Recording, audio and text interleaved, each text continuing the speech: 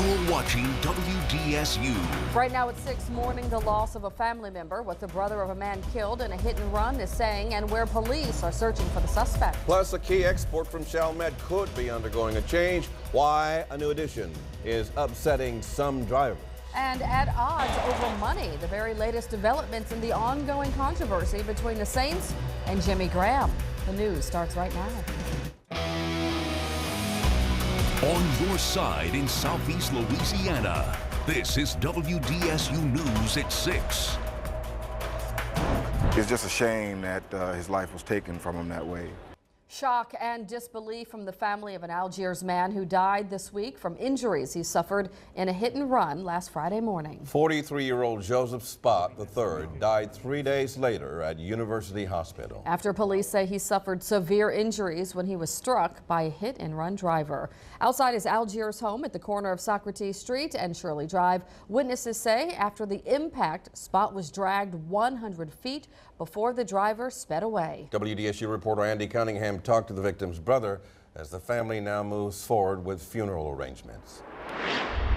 The vehicle the NOPD is searching for is a small SUV, possibly gray in color, with Texas plates SCH481. Anyone with information should call Crime Stoppers at 822-1111. Your tips could lead to a cash reward. Now to a developing story. Just 45 minutes ago, we confirmed that 2 people are now in custody in connection with the murders of Kenneth and Lakeitha Joseph. Their bodies were found in the Intercoastal Waterway last month. Suspects Brittany Martin and Horatio Johnson turned themselves into authorities in St. John Parish. They'll be transferred to Orleans Parish Prison and booked with 2 counts of second-degree murder. We'll have more details for you when the NOPD holds a news conference tomorrow.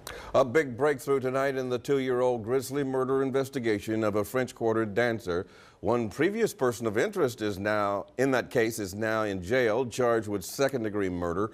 WDSU anchor Rachel Wolf is live in Kenner with the details on that. Rachel?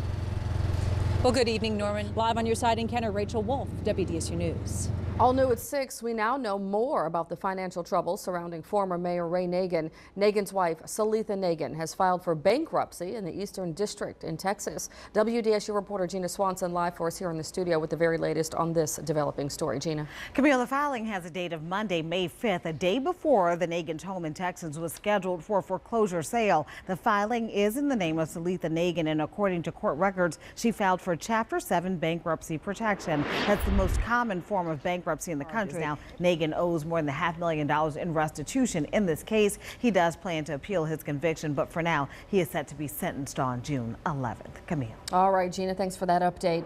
Also new at 6 o'clock tonight, questions mounting over the future of ethanol-free gasoline in Southeast Louisiana. That's right. Some in the energy industry say they're being told Southeast Louisiana's largest producer is about to stop making it. The Chalmette Refinery, by the way, is the biggest ethanol-free supplier to Southeast Louisiana. It processes more than 192,000 barrels of crude oil a day. In comparison, Placid Refining in Port Allen processes 57,000 barrels a day. The next nearest large refinery is the Phillips Refinery, that's close to St. Charles, which produces more than 239,000 barrels. WDSU News reporter Blake Hansen tried to talk to the refinery today, but Blake, we understand they're not talking, right? No, Camille, we just wanted to know what the future is for ethanol-free oil at the Chalmette Refinery tonight. Some gas distributors say it is over, and that could affect the number of places many boat owners will go to fill up. It's still unclear to what degree ethanol-free production might be affected at the Chalmette Refinery. If we get a response from the Chalmette Refinery, we'll post it on our website, WDSU.com. Norman? All right, thank you very much, Blake. The battle between the Saints and their star tight end Jimmy Graham appears to be escalating, and it begins with the almighty dollar. WDSU's Fletcher Mackel is here with why the Saints Pro Bowl player is saying, "Show me the money."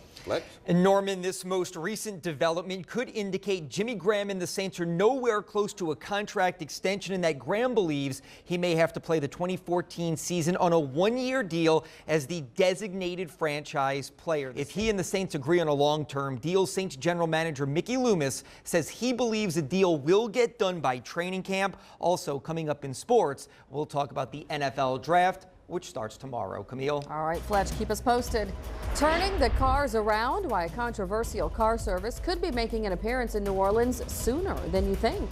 And what an awesome day today, but your rain and storm chances are going up. I've got that timing in my ExactCast.